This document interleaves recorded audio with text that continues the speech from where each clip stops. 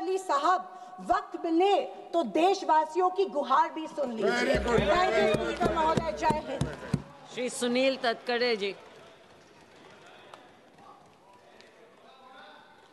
सुनील तटकरे जी। अध्यक्ष महोदय, पाकिस्तानमध्ये थेट जात आतंकवादाचा अड्डा उद्ध्वस्त करत ऑपरेशन सिंदूर यशस्वी केल्याबद्दल जो आज या सभागृहामध्ये चर्चा होते, याला मला बोलण्याची संधी दिल्याबद्दल आपले मी आभार मानतो। त्याचबरोबर ती हिंदवी स्वराज्य संस्थापक छत्रपती शिवरायांचा रायगड किल्ला जागतिक वारसा युनेस्कोच्या यादीत आणल्याबद्दल देशाचे पंतप्रधान नरेंद्र मोदी साहेबांचे आणि त्यांच्या सर्व सरकारचे मी मनापासून या ठिकाणी आभार मानतो। आज एक विलक्षण योगायोग या ठिकाणी आहे की 26वा कारगिल विजय दिवस 2 दिवसापूर्वीच आपण साजरा केला आणि ऑपरेशन सिंदूर यशस्वी झाल्याबद्दल या सभागृहामध्ये आपण लोकशाहीच्या माध्यमातून चर्चा करतो आहोत। विरोधी पक्षाच्या सर्व नेत्यांची मी भाषणे या ठिकाणी ऐकली, परंतु मनाचा मध्ये कोतेपणा किती असू शकतो, पंतप्रधान नरेंद्र मोदी साहेबांच्याबद्दल, अमित शहा साहेबांच्याबद्दल द्वेष किती पराकोटीचा आहे, हे विरोधकांच्या भाषणातून माझ्यासारख्या कार्यकर्त्याला या ठिकाणी अनुभवायला मिळालं। मला आठवतं की 93चा मुंबईला बॉम्बलास्ट झाला, त्यावेळेला भयावह परिस्थिती मुंबई शहरामध्ये निर्माण झालेली होती। त्यावेळेला देशाचे गृहमंत्री कधी भेटायला गेले नव्हते, परंतु पहलगामचा 22 एप्रिलचा हल्ला झाल्याच्या नंतर 26 निरपराध पर्यटकांची दुर्दैवी निधन झाल्याच्या नंतर देशाचे कणखर गृहमंत्री अमित शहा साहेब पहलगामला त्या ठिकाणी गेले। खरं आहे की आदरणीय पवार साहेब मुंबई स्टॉक एक्सचेंज उद्ध्वस्त झाल्याच्या नंतर शरद पवार साहेबांनी भेट दिली होती, परंतु देशातला कुठलाही गृहमंत्र्यांनी भेट देण्याचं धाडस असं आतंकवादी हल्ल्याच्या नंतर कधी त्या ठिकाणी दाखवलं गेलं नव्हतं। परंतु टीका टिप्पणी करत असताना आपण हे विसरत असतो की आतंकवादांचे हत्या या देशामध्ये अनेक वेळेला झाले। 93ला झाले, 2006मध्ये मुंबईच्या ट्रेनमध्ये साखळी बॉम्ब हल्ले त्या ठिकाणी झाले, 26/11चा मुंबईवरती शहरावरती झालेला हल्ला हा देशाच्या एकात्मतेवरती, देशाच्या अखंडतेवरती आणि या देशाची आर्थिक राजधानी असलेल्या मुंबई शहरावरती झाला। 2 दिवस त्या ठिकाणी हल्ला चालू होता, पण देशातला गृहमंत्री त्या ठिकाणी पोचले नाहीत, देशातला कोणी त्या ठिकाणी पोचलं गेलं नाही। आणि आज मुंबई हायकोर्टाने निर्णय दिल्याच्या नंतर आज मी भारत सरकारला विनंती करतो आहे की सर्वोच्च न्यायालयामध्ये सुद्धा या संदर्भामध्ये महाराष्ट्र सरकारने जे काही अपील केलं आहे त्यामध्ये महत्त्वपूर्ण भूमिका भारत सरकारने त्या ठिकाणी बजावावी। आपण पाहिलं अतिरेकी हल्ले वारंवार त्या ठिकाणी होत गेले। आपले पंतप्रधान नरेंद्र मोदी साहेब, अमित शहा साहेब, राजनाथ सिंगजी, तिन्ही सेना दलाचे प्रमुख या देशांतील संबंध आमचे शूर सैनिक यांनी अतिशय प्रगल्भपणाने पाकिस्तानमध्ये जाऊन त्या ठिकाणी जो काही अतिरेक्यांचा तळ उद्ध्वस्त करण्याचा धाडस दाखवलं त्याच्याबद्दल त्यांचे आभार मानण्यासाठी माझ्या शब्द भांडारामध्ये त्या ठिकाणी शब्द नाही आहेत। शेजारचं राष्ट्र काय म्हणतील, चीनला काय वाटेल, अमेरिकेला काय वाटेल असा विचार करत यापूर्वीचे अतिरेकी हल्ले या देशाने सहन केले। जरूर त्यांच्यावरती काय कारवाई झाली असेल, पण अतिरेक्यांना रोखण्यामध्ये यापूर्वीच्या सरकारला निश्चितपणे अपयश आलं। नरेंद्र मोदी साहेबांच्या कणखर नेतृत्वाने दाखवून दिलं की कुणी या देशाकडे वाकड्या नजरेने पाहण्याचा प्रयत्न केला, आता हा देश संरक्षण दृष्ट्या सुद्धा अतिशय उत्तम पद्धतीने स्वयंतशी धाडकन झालेला आहे। इतके दिवस, इतके वर्ष देशाच्या निर्मितीपासून आपण संरक्षण सामुग्री आयात करत आलो होतो। आता आपला देश संरक्षण सामुग्रीच्या उत्पादनामध्ये इतकं पुढे त्या ठिकाणी गेलेला आहे की आपल्या देशामध्ये लागणारे सामुग्री आपण बनवतो आहोतच, पण अनेक परराष्ट्रामध्ये लागणाऱ्या देशांना सुद्धा सामुग्री पुरवण्याचं काम आपण त्यानिमित्ताने करतो आहोत। हा ऑपरेशन सिंदूरच्या वरती या ठिकाणी विचार करत असताना या साऱ्या गोष्टीचा विचार करण्याची आवश्यकता नक्कीच त्या ठिकाणी आहे।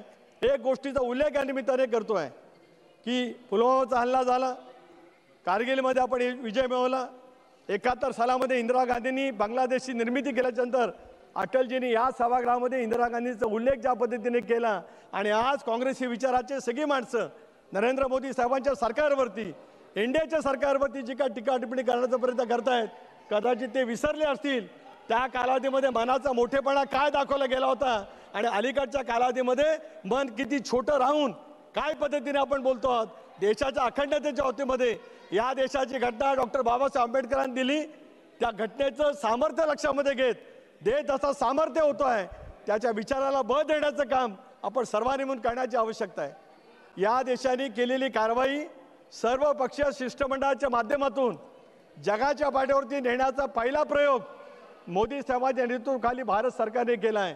आमच्या 2 भगिनी या ठिकाणी बसल्या आहेत, कनिमोळजी आहेत, सुप्रियाता या ठिकाणी आहेत।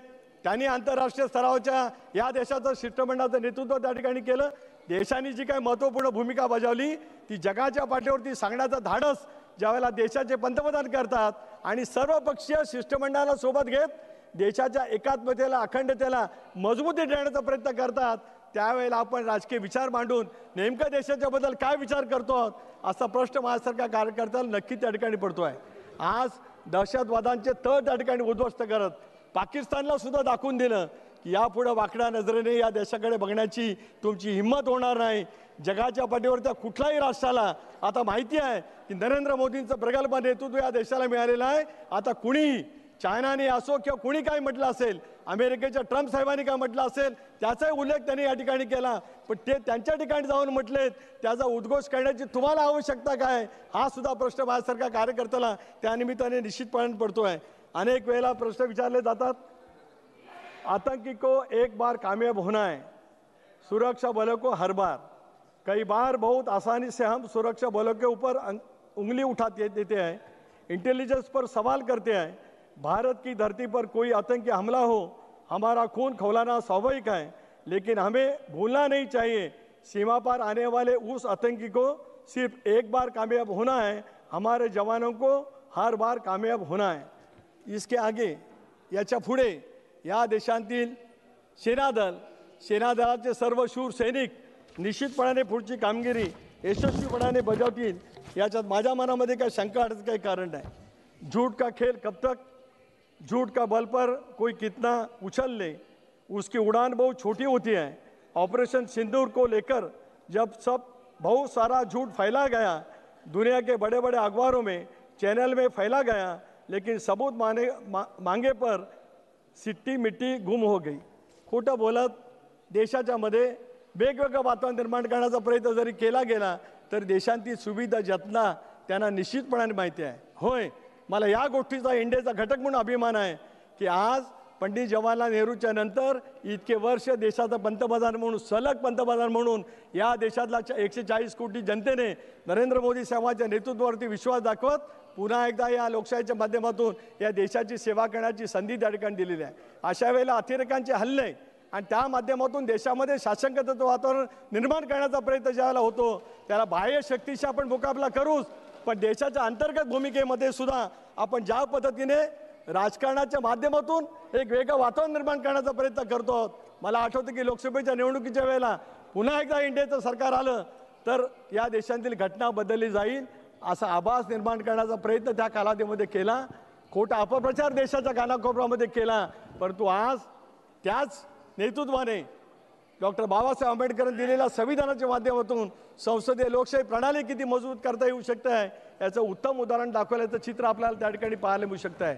पण ऑपरेशन सिंदूर संबंध भारतवासियांना गौरव वाटावा अशा पद्धतीने त्या ठिकाणी काम या देशांतील सरकारने केलेलं आहे, देशांतील सेना दलाच्या प्रमुखांनी केलेलं आहे आणि हे करत असताना एक सच्चा भारतीय नागरिक म्हणून आम्ही कोणा धर्माचे आहोत, कोणा समाजाचे आहोत, कुठल्या राजकीय विचाराचे आहोत त्याच्यापेक्षा भारतीय नागरिक म्हणून आहोत याचा विचार मनामध्ये ठेवत प्रत्येक भारतीयाने जर का अभिमान मांडण्याचा प्रयत्न केला तर हा सभागृहामध्ये जे काही विसंगत या ठिकाणी मोदी साहेबांच्या वतीमध्ये बोलण्याचा प्रयत्न केला गेला ते किती कपट नीती मी असं म्हणत नाही, पण मनाचा खोटेपणा किती असू शकतो ते त्यानिमित्ताने पाहायला निश्चितपणाने मिळालेलं आहे। मला विश्वास आहे की उद्याच्या भवितव्याच्या कालावधीमध्ये सुद्धा देश अधिक सशक्त होईल।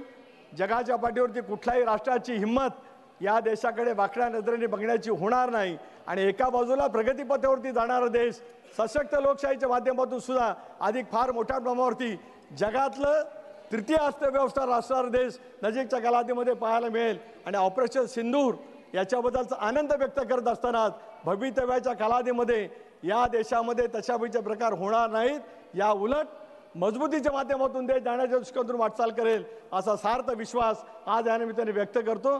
पुन्हा एकदा पंतप्रधान नरेंद्र मोदी साहेब, अमित भाई, राजनाथ सिंगजी, सेना दलाचे सर्व प्रमुख परराष्ट्र आमचे मंत्री या सर्वांचा अंतःकरणापासून आभार मानत असतानाच महाराष्ट्र आणि महाराष्ट्राचा विचार या देशाच्या एकतेसाठी त्याच पद्धतीने पुढच्या कालावधीमध्ये सतत प्रभावितपणे चालू राहील असा सार्थ विश्वास या ठिकाणी व्यक्त करतो. आपले आभार मानतो आणि थांबतो. जय हिंद, जय महाराष्ट्र. सुप्रिया सुले जी. Thank you, Madam, very much. I would like to start my speech by complimenting